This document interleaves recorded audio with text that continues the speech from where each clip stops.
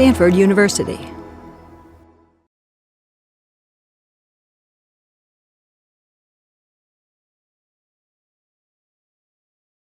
Good morning, everyone. Thank you so much for joining us today.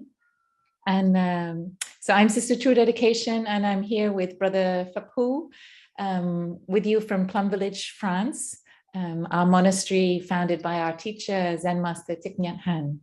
And as some of you know, one of our most powerful practices in our tradition and that our teacher has developed and offered the world is the practice of walking meditation. And this morning we have this session for us to transmit to you some of the essentials of this practice, but we will try out this practice together so we can really transmit to you from our hearts and from our own way of practice how you can also go deeply and really enjoy and find healing with this practice and also connect to the earth with this practice. So Brother Phaphu will share with us. Thank you. Good morning, everyone. Before we start, I just want to invite us to just have a moment to come back to our breath. In Plum Village, we always like to start our sessions with 3 sound of the bell. And the sound of the bell is an invitation for us to pause and come back to ourselves. So in this practice, we will connect to our breath, become one with the breathing. Just recognize the breath. There's no effort. The breath is just happening, and we allow ourselves to be present with the breath.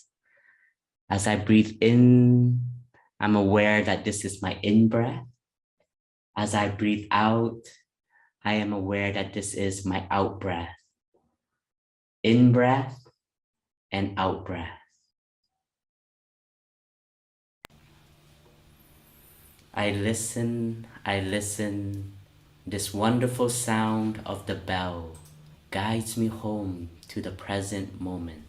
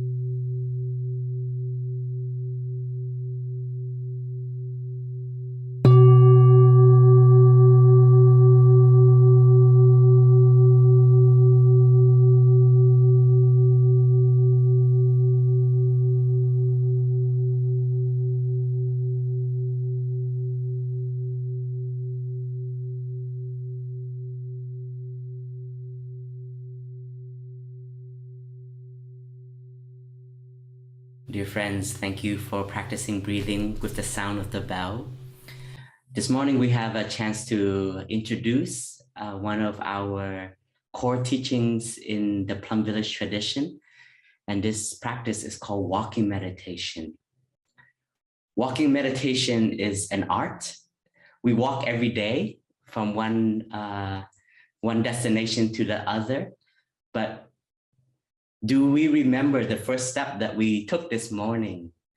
Did we feel the earth? Did we feel the contact of our 2 feet on this planet? So walking meditation, first of all, allows us to be connected to life, because the earth is carrying us, is holding us. But most of the time we walk like we are being chased around. Sometimes we go somewhere without even knowing why we are walking. And so in Zen, in meditation, one of our first wings is to learn to pause, learn to know how to stop and to be in the present. And walking meditation can support us. And first, I want to share with you the history of walking meditation, because it comes from the suffering of the war. So our teacher is Zen Master Thich Nhat Hanh, and he was a young monk during the war. And as a young monk, he wanted to find a way to bring peace and understanding to the suffering that was all around Vietnam at that time. He was one of the young, bright monks that can speak English very well and can speak French very well and can connect very well. So he was supported by the organization to go to the US and to other countries in the West to bring more understanding of what is really happening in Vietnam during the war.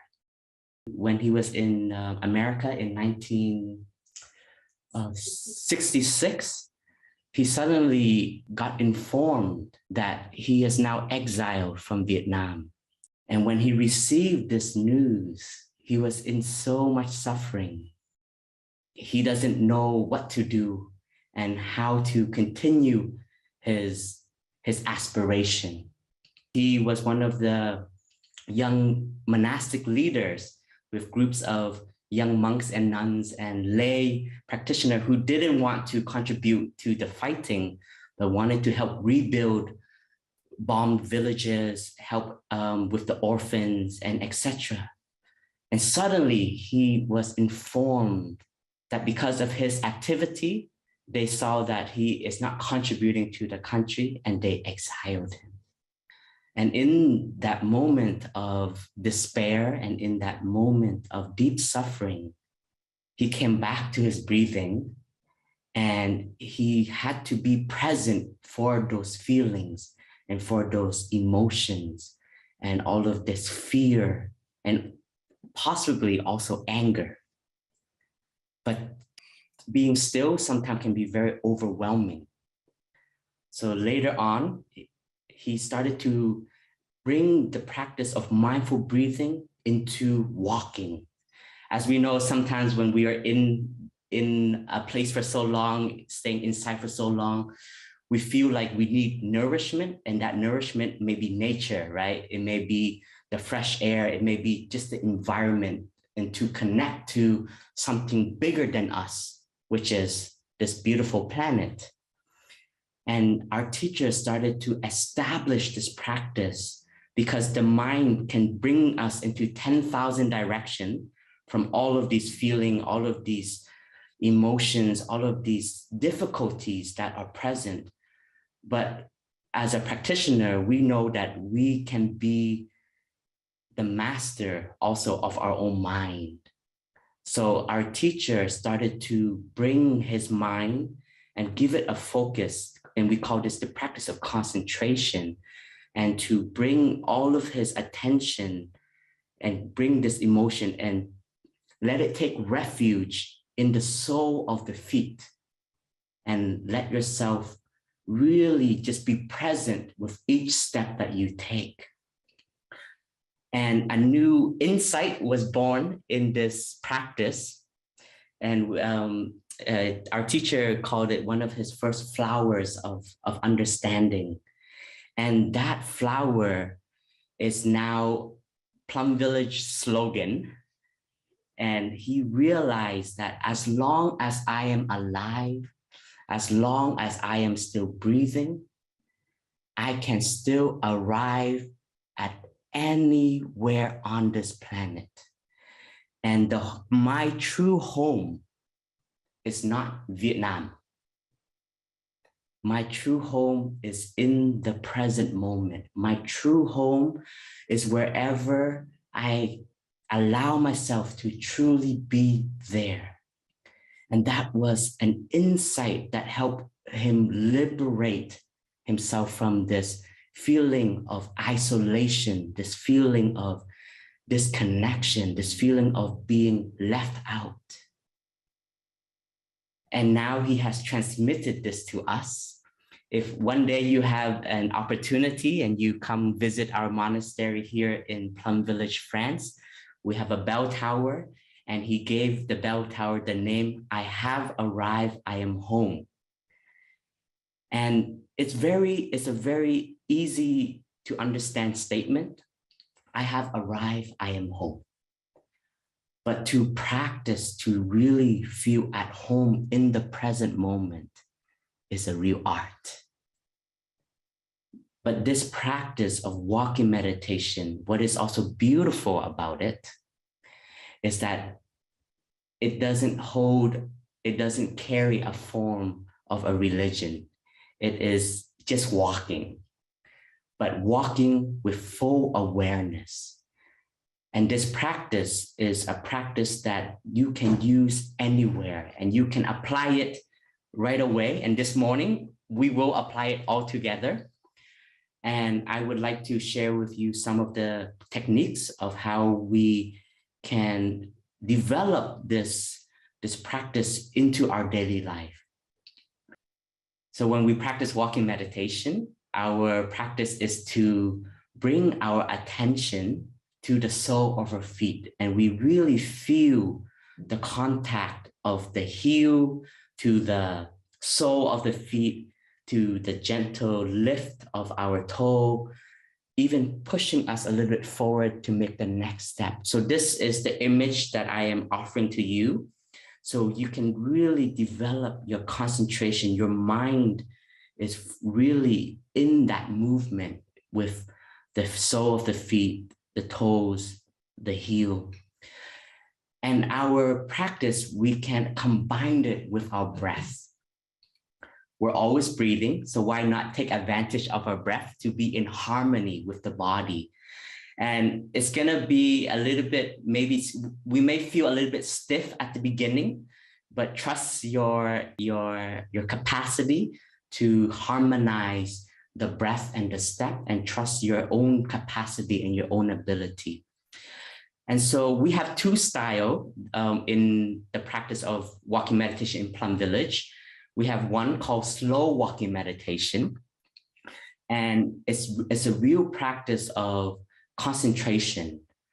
And for myself, we do this at least once a day after sitting meditation. And then as a community, we would collectively all practice together. And it is one breath for one step. As you breathe in, you make one step. And as you breathe out, you make the next.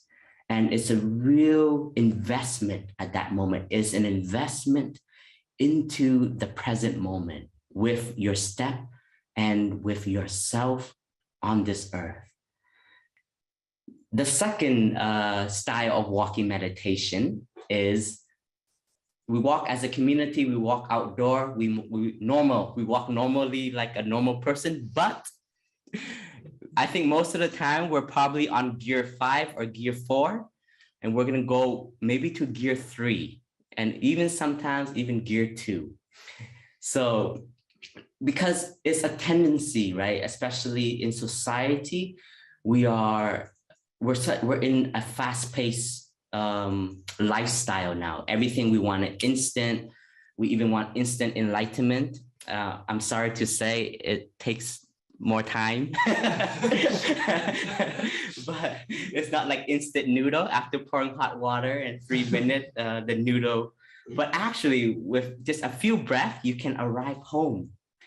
And with this, the second practice of walking meditation is you combine also the breath and the step, but it's not one step per one breath, but it can be, as we breathe in, we can make 2 to 3 steps. Our sister here, she would demonstrate. And each step we walk, there's no rigid form, but it's truly just feeling alive and being relaxed. So even in walking meditation, it's also an opportunity for our body to reconnect with our breath, to slow down and to relax. Each step can be healing. Each step can bring us more home to the body. So as she breathes in, she can take 2 to 3 steps. As she breathes out, 3 to 4 steps. Normally, our out breath is longer than our in breath, but sometimes depending on each individual. But it's not to be attached to the number, but it's to be just connected with the step and the breath. So walking like this, you become more free. And our teacher says that our step is also a contribution to this planet. If every one of us are angry, or in frustration, or in anxiety, in fear, our step carries this energy, and that is what we are giving to the earth, and the earth is transforming that energy. But how about we offer peaceful, gentle, solid step, and this is possible. And in Zen, we also add poetry, we add art to the practice. And our teacher has written many gathas, which are poems, many poems that we can adapt to our practice. So for walking meditation, one that all of us have been transmitted as his student, and I would like to transmit it to all of you today, that you can apply when you breathe in with the first step. You can say, I have arrived. With the second step, I am home. The third step, in the here, in the now. I am solid. I am free. In the ultimate, in the present moment, I dwell. This is the gatha one more time. I have arrived. I am home. In the here, in the now. I am solid. I am free.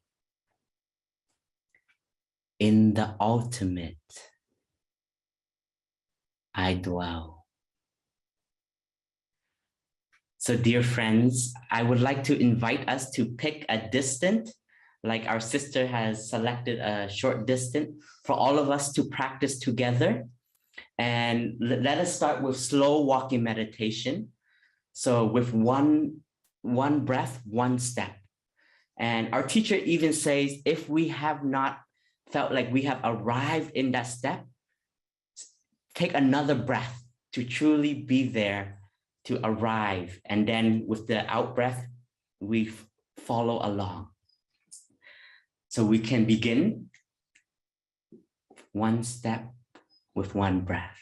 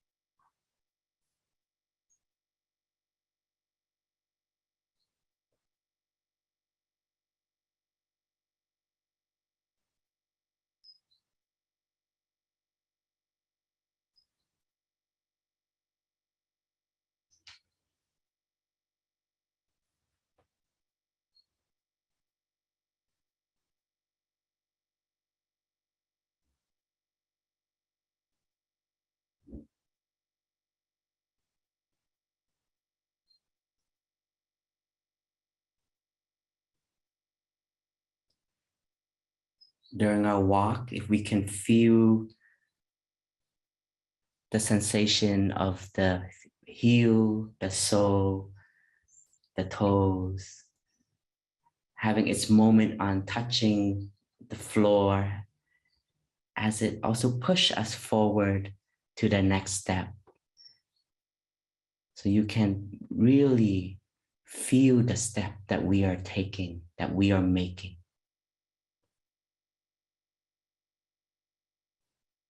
Arrive, arrive at home, at home, dwelling in the here, dwelling in the now, solid as a mountain, free as the white cloud.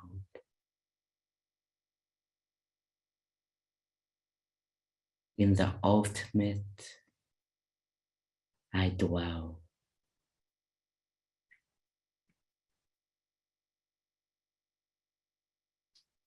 I have arrived.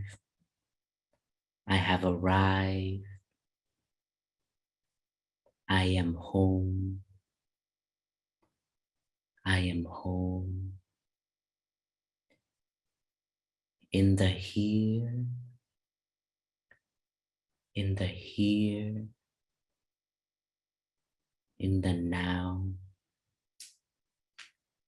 in the now.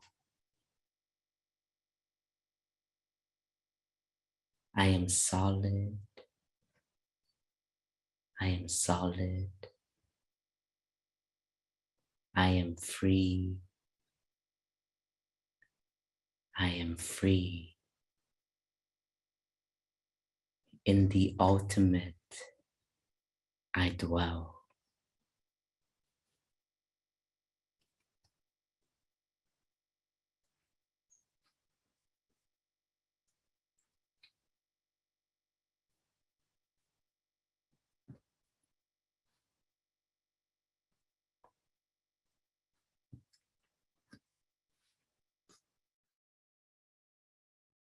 Thank you, friends, for practicing with us. This practice of I have arrived, I am home can also be accompanied while we practice sitting meditation. When you first sit down and you want to reconnect with your breath, and sometimes words can accompany each breath. Sometimes even for 30 minutes of our sessions in Plum Village, I would just use arrive for in-breath, at home for out-breath, in the here for in-breath, in the now for out-breath. So the gathas, the poems that I shared can also be accompanied for our sitting meditation, especially in moments when we feel it's very difficult that our mind is quiet and just to be with the breath. We can invoke these words so that it can accompany our breath to help us be more still and arrive more into our sitting, into our body. And yesterday we shared about taking care of our strong emotions. And I like to let you know that in our training, our teacher encouraged us when we have a lot of strong emotions, not to rely on the sitting meditation, because the mind is very active that during that time. Our perceptions are creating different stories at every millisecond. So it's more important to bring our practice into action, into the body.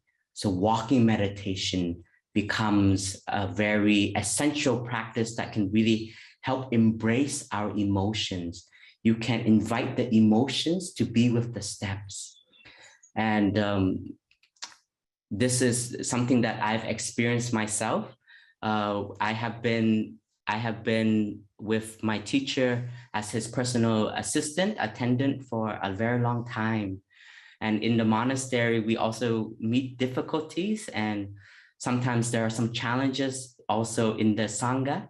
But there was a particular time when we had a monastery in Vietnam, after our teacher's first trip back to Vietnam. we were able to establish a Plum Village monastery. And within 2 years, our monastery grew so fast. We had 400 new monastic that was ordained, sprouted like fresh flowers. But with the growth, there was also fear in the country. So long story short, but we were asked to be shut down, and we then later moved our monastery to Thailand, and that's why now we have new centers in Asia, in Thailand, Hong Kong, and Australia. So from the mud, there's always new conditions. But during that time, it was very, very difficult.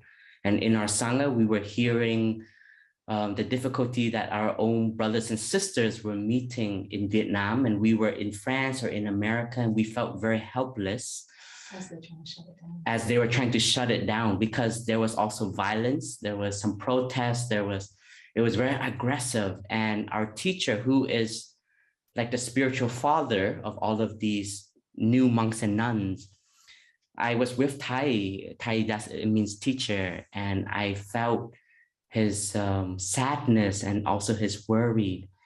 And every day, and this is a Zen master, every day, Thai would practice 1 hour of walking meditation to be with him, with the feeling, to be with the emotion, and to have clarity in order to lead and to create new opportunities. So instead of being drowned in the difficulty, but to lead the emotions and transform it, and to then have clarity on seeing what are the steps that we can take now to nourish and protect these young monks and nuns.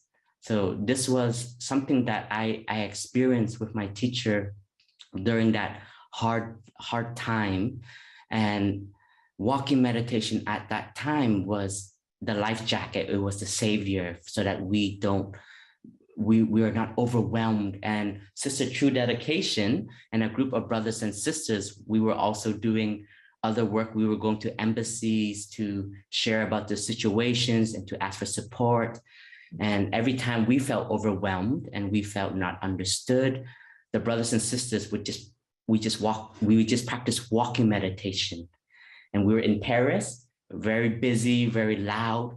But at that moment, it's you and your steps, you, your breath and your step. And it brings clarity, it brings peace, and it even brings strength. It brings more energy, because we are not allowing ourselves to lose energy into our worries and our frustration, because all of that is also energy. So it's more about directing our emotions and finding the energy to take care of our well-being.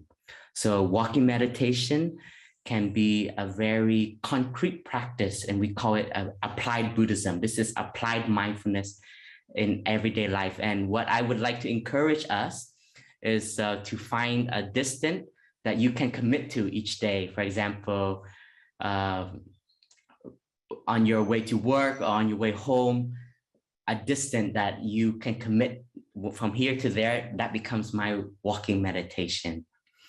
Our teacher has a staircase at the Hermitage, and he would practice walking meditation up the staircase.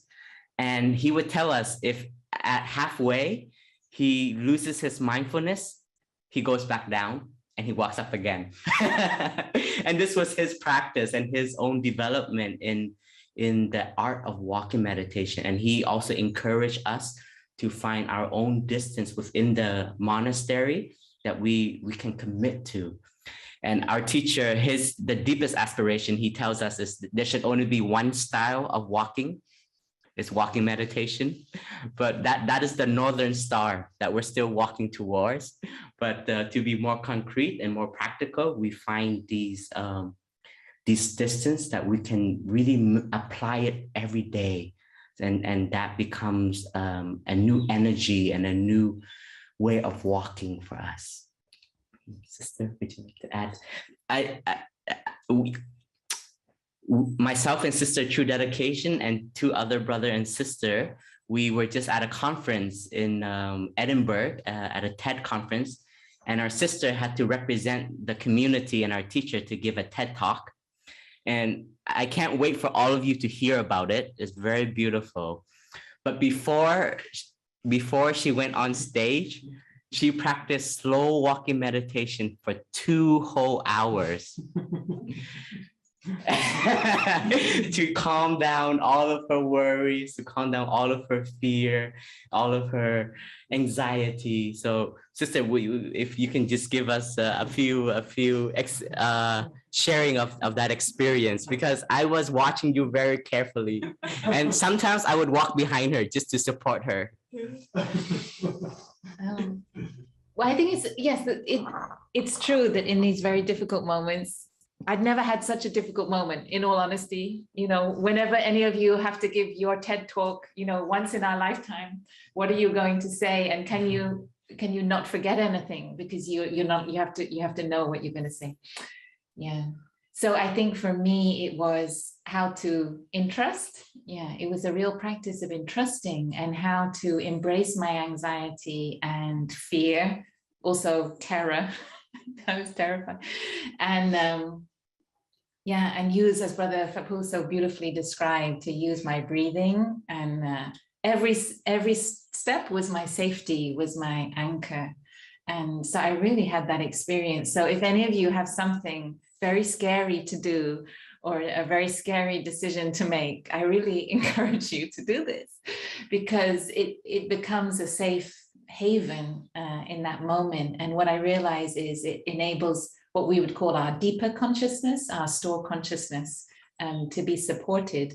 And I called on the earth, and I called on my ancestors, and I called on Thai and our wonderful elder sister, Sister Chan Kong, also to be there with me. So it can be a very nice practice to connect to interbeing. And in terms of choosing this distance in your daily life, you can choose something. It only needs to be maybe 100 yards, or it could be 200 yards. You choose the tree or the lamppost or the wall and that stretch of the sidewalk, or it could be from your doorstep to the car, or it could be when you arrive at work, from if you take the bus or public transport, you know. And I did this across London, so it's totally possible. And it became a very sacred stretch of London. From stepping onto the sidewalk, I cut through a little courtyard and over to a pedestrian crossing, but I would always walk those steps in mindfulness, and it became my special place on my morning walk to work. And so it's a very, very powerful practice when you can choose that distance. And it's like we imprint our intention on the space, and then we may forget, but the body remembers. As soon as it steps onto the sidewalk there, it knows, now I slow down. And so it's like our environment ends up helping us with our mindfulness. So that's the power of this habit and this commitment. When you can choose that space, it will be there for you when you really need it. Oh, because it's our last session, so I have a really funny story.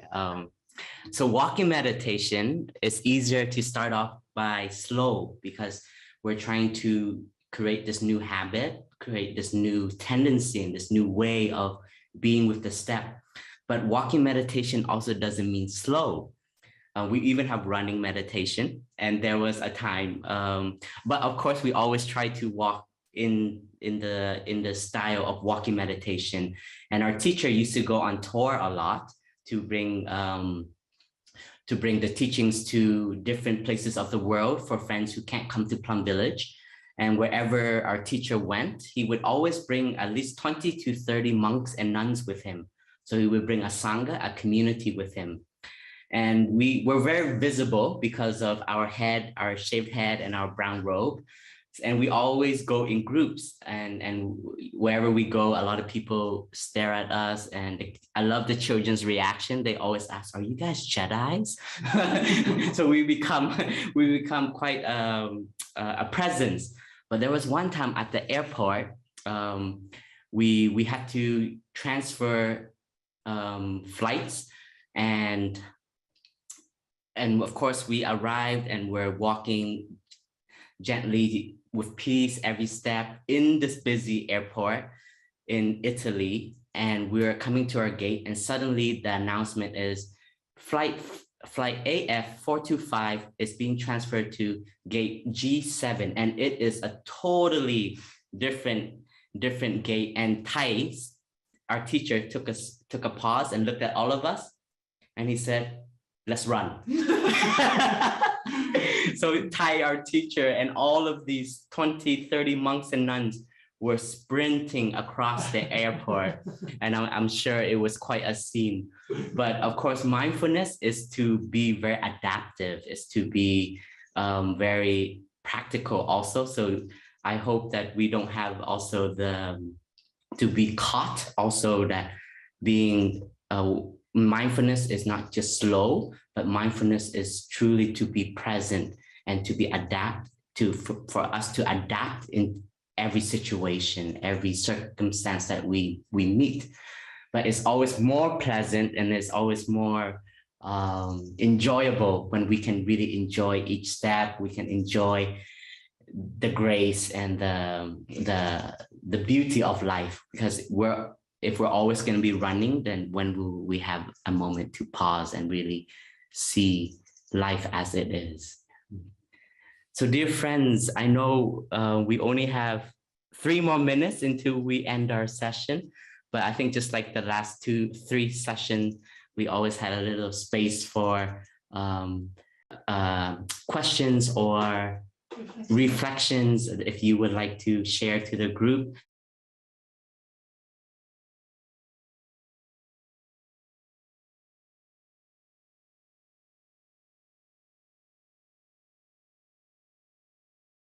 Yes, I was simply demonstrating how my breathing was flowing. So for the in-breath, my hand was coming up to my chest, and for the out-breath, my hand was coming down. So it was more demonstrating for you.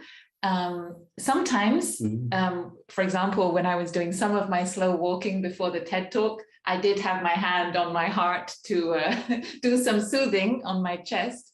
But normally I wouldn't do this movement just by myself. That was more to show to you how the breathing and the steps were coming into a natural harmony. Thank you for the question. Thank you.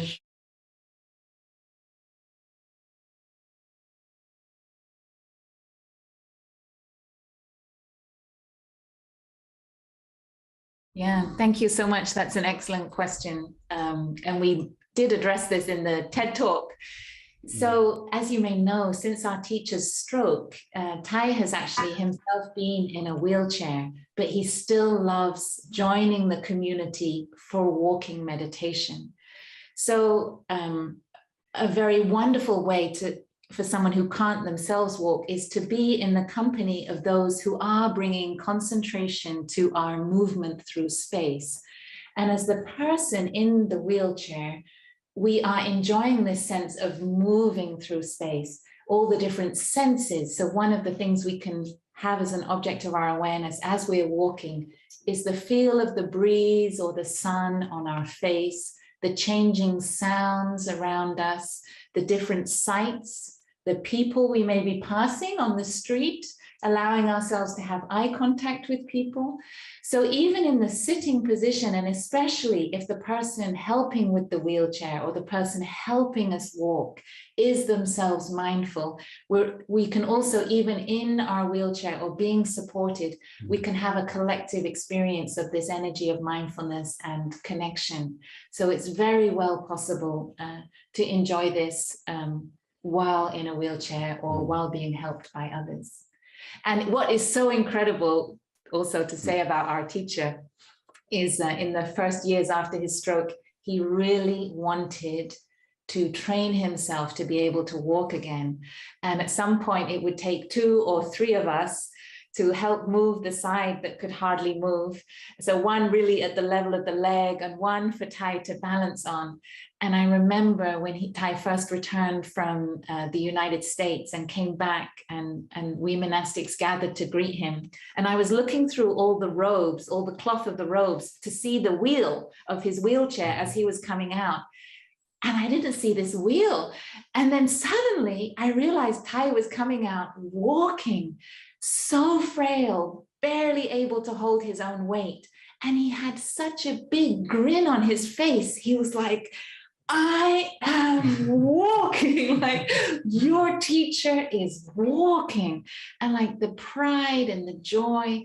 And for me, like that was such a deep teaching that even in the greatest adversity, and I don't know how painful and how challenging that was in that moment for Thai to take those steps, but the joy it gave him to be somehow upright, even with all this support, to be able to feel the earth there under his feet.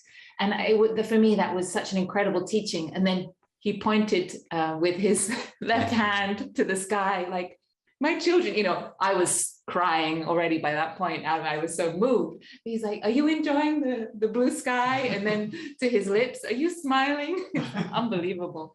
So even in adversity, this practice can be very powerful. Mm-hmm.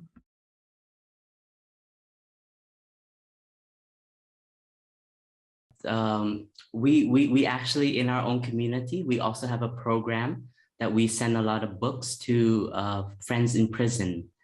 And we also have the lay Dharma teacher that go and to share these practices. And our teacher has also shared practices to friends in prison.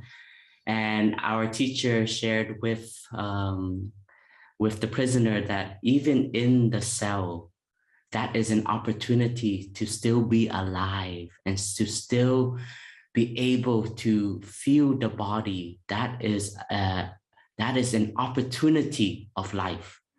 So we do have books that we can encourage that you may like to send, and we've had a few prisoners write to our teacher and to share that with this practice of walking meditation that he applies every day in his cell, it has become his anchor so he doesn't lose himself in a despair. And we even have one prisoner who wrote in, and we sent him a book called Stepping into Freedom. But this book is more for monastic training, but because it has some gathas about walking, he later on shared that he now practiced like a monk without the monk form. So it's also just to say that walking meditation can transcend all different situations. Even our own eldest sister, Sister Jang Kong, during her time of working with Thai to call for peace, and especially when after the war, our teacher and Sister Jang Kong helped hire a boat to rescue boat people. At one moment, Sister Jang Kong was in prison in Singapore, and she practiced walking meditation the whole night in order to calm herself and to make sure she doesn't fall into despair. And so I just want to let you know, Janet, that this practice can be practiced at any situation. Thank you.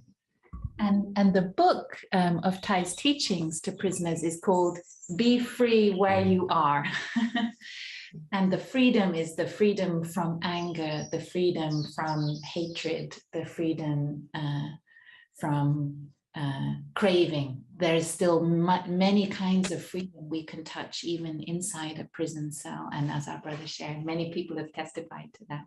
And you can write to our publishing house, Parallax Press, and they can send free copies of different books you may need for your work in the prisons. So back to you, Tia. I don't know if you'd like to share any closing words. Thank you, Sister True Dedication and Brother Fapu, for bringing these time-tested teachings and translating them into the needs of our present day to meet the moment and to help us all be mindful wherever we are and whatever we're doing. Thank you for your generous contribution to our community. Thank you. Thank you so much, dear friends. Have a wonderful, wonderful day. And I just want to say thank you to our tech team and to Hunter too. So our team will come just to say goodbye to everyone. So this is the whole team. You only saw two, but this is This is our inner family. This is the inner online family. and maybe I'd like to offer the song "I Have Arrived, I'm Home" because it's actually our song. I have arrived, I am home, in the here and in the now. I have arrived,